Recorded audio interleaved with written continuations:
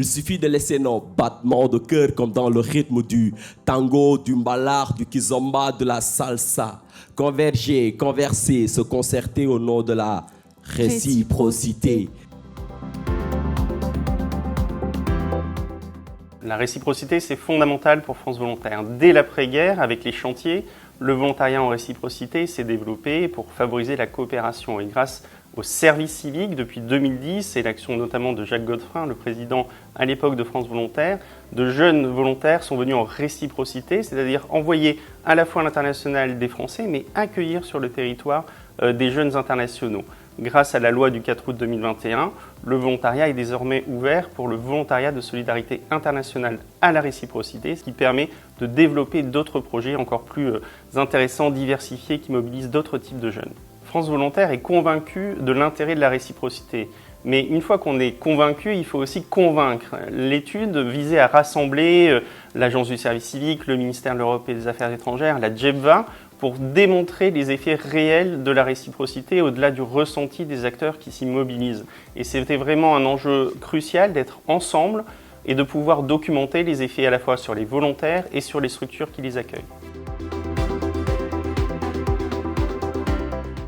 C'est important dans la méthodologie de cette étude de revenir un petit peu sur les enjeux qui l'ont guidée, à la fois tout le travail autour du panorama de la réciprocité, de la manière dont on met en lumière l'état des lieux de la réciprocité, et puis ensuite comment on travaille ensemble, la manière dont on va mettre en valeur les effets, les impacts, et puis les recommandations pour améliorer l'ensemble de ces expériences. Alors il a fallu faire des choix sur les terrains d'enquête de l'étude. On s'est tourné vers le continent africain et on a souhaité apporter une ouverture, un autre regard, en portant ce regard justement sur l'Amérique latine avec le Pérou et l'Équateur.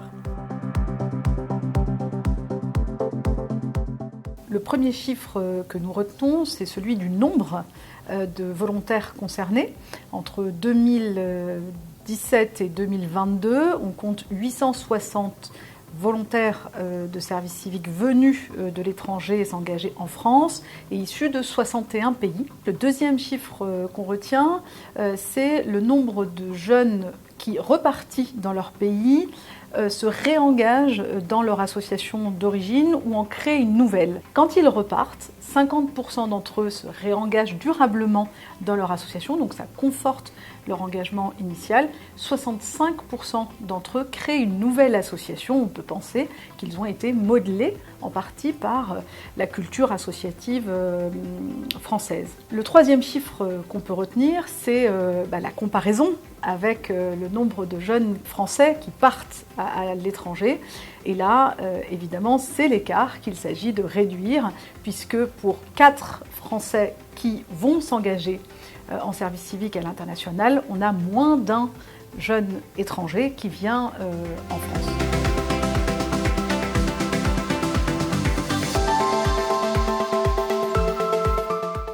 Pour moi, la réciprocité, c'est l'expression des valeurs de partage, de vivre ensemble, qui permet aux jeunes volontaires d'exprimer leurs compétences, mais également de mieux représenter et de valoriser la coopération entre les pays. Mon expérience de volontariat en France, je retiens pas mal de choses, notamment la notion de gestion du temps, de développer les capacités de gestion de projets, développer des activités pour le bien de ma communauté. Notamment ce que j'ai pu apprendre avec Fox Ça Bouge, l'association où j'étais, et Couleur du Monde, le porteur du projet métier, c'est les valeurs de l'EXI, l'éducation, la citoyenneté, la solidarité internationale, mais également mieux m'engager dans tout ce qui est question de développement durable. Et également de voir la vie en large et se dire que je suis, mais je suis à travers les autres. À mon retour, je suis devenu le coordinateur du Carrefour Poétique, qui est un collectif de slam que maintenant je gère, mais également je suis mieux engagé et informé sur tout ce qui est service civique au niveau de mon asso. Je peux dire que je suis la personne qui gère les volontaires qui arrivent dans l'asso, les aider à mieux faire leur service civique. Oui, comme vous le savez, nous, en tant qu'Afrique urbaine, Donc, nous sommes très intéressés par les questions des jeunes depuis la création. Donc, les cultures urbaines sont concernées, le hip-hop est concerné, la communication, donc l'environnement et tout quoi. Donc, très tôt, on a compris que voilà, il fallait changer les mentalités, surtout les questions liées à l'immigration et tout, ces trucs-là, les environnements et tout. Donc, quand on a vu le projet, automatiquement, ça nous parle.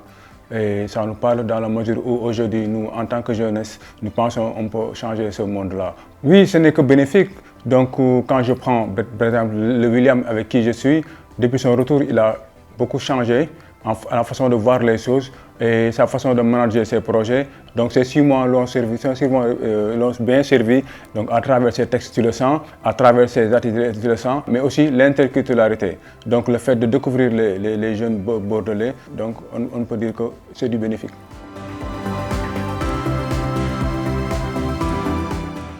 La DCC accueille des volontaires de réciprocité depuis 2018. En fait, il y avait une intuition très forte parmi tous les volontaires qui étaient partis pendant 50 ans avec la DCC. Et nombreux sont ceux qui revenaient en disant « mais quel dommage qu'on ne puisse pas nous-mêmes accueillir des volontaires comme nous avons été accueillis ». Et c'est pourquoi, en 2018, on a accueilli notre première promotion de volontaires de réciprocité. Les partenaires d'accueil nous témoignent beaucoup de belles choses. D'abord, ils ont accueilli des volontaires pour un certain savoir-faire, pour un regard croisé sur le métier ou sur le secteur. Et là, il est avéré que les volontaires que l'on accueille participent beaucoup à une sorte d'amélioration des pratiques des associations. Les partenaires qui accueillent des volontaires attendent aussi naturellement un apport en termes de savoir-être. Et les témoignages sont très positifs. Les volontaires qui sont accueillis apporte une façon d'être, une façon de voir les choses qui est très différente et qui est très enrichissante pour toutes les personnes qui travaillent chez le partenaire. Alors on observe déjà des choses en termes d'impact sur notre structure, sur la DCC. Il y a énormément d'envie de la part des salariés et des bénévoles d'accueillir après avoir longtemps envoyé. Il y a aussi beaucoup de curiosité. Où va nous mener ce projet? Jusqu'à quel point les personnes que l'on accueille vont se laisser transformer par l'expérience et jusqu'à quel point ils vont pouvoir mettre à profit leur expérience dans leur pays d'origine. Et puis il y a aussi, il faut le dire, beaucoup de travail. C'est du travail que d'accueillir, on ne fait pas un copier-coller de l'envoi. Nos pratiques sont à revoir, à questionner, mais c'est passionnant. Envie, curiosité et travail. Alors les 4 principales recommandations issues de l'étude, c'est 1. Le besoin de renforcer les conditions d'accueil des volontaires, 2. De renforcer les capacités des acteurs, 3. De renforcer l'accompagnement au retour des volontaires, et puis enfin d'opérer un changement d'échelle. Les perspectives pour le volontariat en réciprocité, c'est de développer encore plus le nombre d'acteurs qui s'y engagent. Et tous les espaces dans lesquels on peut développer le volontariat, les lycées agricoles, l'enseignement, les collectivités territoriales, en s'appuyant sur l'expertise des membres de France Volontaire, comme le SCD, la DCC, Couleurs du Monde, qui depuis longtemps mobilisent le volontariat. Pour permettre le développement du service civique en réciprocité, nous allons conforter les acteurs, permettre le transfert de bonnes pratiques. On voit dans l'étude par exemple que selon les régions de France, il y a plus ou moins d'habitude d'accueillir des jeunes issus de pays partenaires. Donc nous allons faire un effort d'accompagnement particulier à travers les services déconcentrés de l'État pour améliorer la couverture française de l'accueil de services civiques en réciprocité. Il y a 2 grands défis à mon avis pour le développement du volontariat. D'abord, le cadre de qualité. Il faut pouvoir accueillir les volontaires toujours de manière plus efficace pour que les structures qui s'engagent dans cette dimension-là, sur les dimensions administratives, d'accueil, de suivi des volontaires, soient bien accompagnées pour que ça se passe le mieux possible pour elles et pour le volontaire. Le deuxième défi, c'est de développer les secteurs dans lesquels les volontaires sont accueillis. Ça peut être le sport, ça peut être la culture, ça peut être davantage encore dans les collectivités. Et à nous de créer les conditions pour que ce développement du volontariat se fasse à la fois de manière qualitative, mais dans un nombre de secteurs encore plus important.